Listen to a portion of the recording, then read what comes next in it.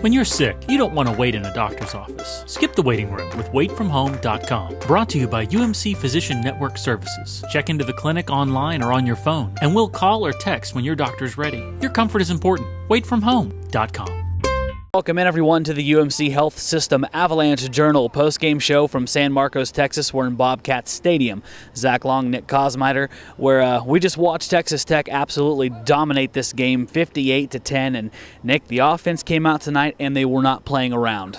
No, they really weren't, just from the absolute start. They turned the ball over on their first possession just like last week, and you're like, why can't they get it going on that first possession? But after that, absolutely no problems. Scored each possession after that for the first half. Just could not be stopped, especially in the offensive passing game. Heck, they weren't even running the ball, you know. Right. And Tommy Tuberville said after it, well, you know, we just kind of wanted to come out and show that we still had confidence in the passing game. They knew that they did, and you know, they kind of just kept going, couldn't be stopped, and that was pretty much the story of the game. You know, and confidence is a big part of that, and probably makes you more confident when you're Seth Dagey, who had a great night, by the way.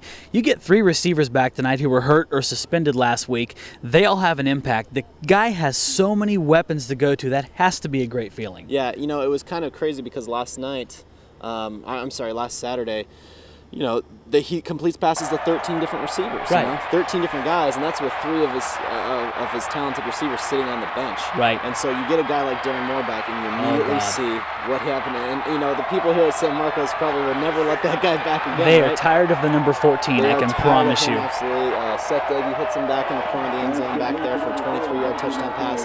Next drive, back of the end zone, 4-yard touchdown pass. By that time, Darren Moore's showing the double T, yeah, he was having fun. And then Javon Bell hits for a couple deep passes. His speed really showing. Tyson Williams makes a couple strong physical plays. So, yeah, you really saw it. And it's every week. It's like, who's it going to be this time? Right. You know, and the offense had such an overpowering night, but quietly again, the old defense everyone talking about in the preseason, they give up a few more yards tonight, but they get a huge play from Cody Davis, and they keep Texas State out of the end zone -1 time. Yeah.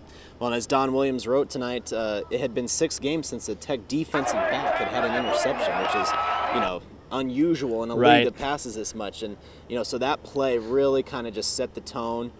Texas State looked like they might strike first, and he gets that, goes all that slowest, fastest white guy. Yeah, he sure as heck showed it, didn't he? So he got a parade to the end zone. Jeremy Reynolds later, and you know, maybe inconsequentially, but came up with an interception. So it's good for the defense to show that they can make plays, and that's going to be something they have to do when Big 12 rolls around. And man, the Cody Davis interception was just, it took the breath out of the stadium. Then the kickoff problem, and very quickly we went from this could be a close game to the scoreboard's going to break tonight. Not so much. No, and you know, for you, I guess from watching up there, I mean, we've seen 2 games now. What's really the key thing you take out of tonight? You know, I think just the balance offensively, you know, because even though they weren't really running the ball to begin with, when they did pick their spots with the running game, it was highly effective. And I just think that goes to show, because of the additions, you know, the addition of Sidal Foster, but also the emergence of Kenny Williams and how much better he's gotten, and not to mention Eric Stevens being healthy for what they hope will be an entire season. Right. When you're able to keep hitting it with all these weapons on offense and then change it up to run, we saw Eric Stevens burst up the middle 46 yards, Kenny Williams a lot of plays down here in the third quarter, and that's just the biggest thing. They have so many different weapons they can go to. If that defense improves, you know, even to be average, they're going to have a good shot to beat some people. Yeah, you know, and I think we're starting to see after 2 games, more bounce on the offense. They can run the football, and the defense, it's starting to, you know, become hard to deny now. They're better. They're just things you see out there on the field. You know they're better than they were last year. They're better. We're definitely looking forward to a bigger test. You know, even though Texas State had its win, shining moment against Houston. And that's been silent. It's still not quite ready to compete at this level with teams like Tech, you know, in the Big 12 and stuff like that.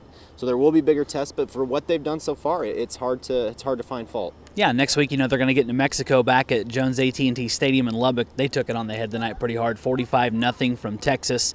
Really didn't pass the ball at all, and so that's going to be interesting to see what happens next Saturday night back in Lubbock. Yeah, one kind of final clean or tune-up, if you will, for Texas Tech to kind of go out there, work out some kinks. get in front of that home crowd one more time, and then after a week off, it's go time. Yeah, and we're not going to skip ahead too much because we still got a lot to talk about from the Texas State game here, and Don Williams is up in the press box feverishly writing, so he'll have some more to talk about. And like I said, anything from this game, photos, videos, Nick and Don's stories, you know where you're going. RedRaiders.com, LubbockOnline.com for full coverage of Texas State and Texas Tech. And that's going to do it for the UMC Health System Avalanche Journal Postgame Show. For Nick Cosmider, I'm Zach Long. We'll see you next time.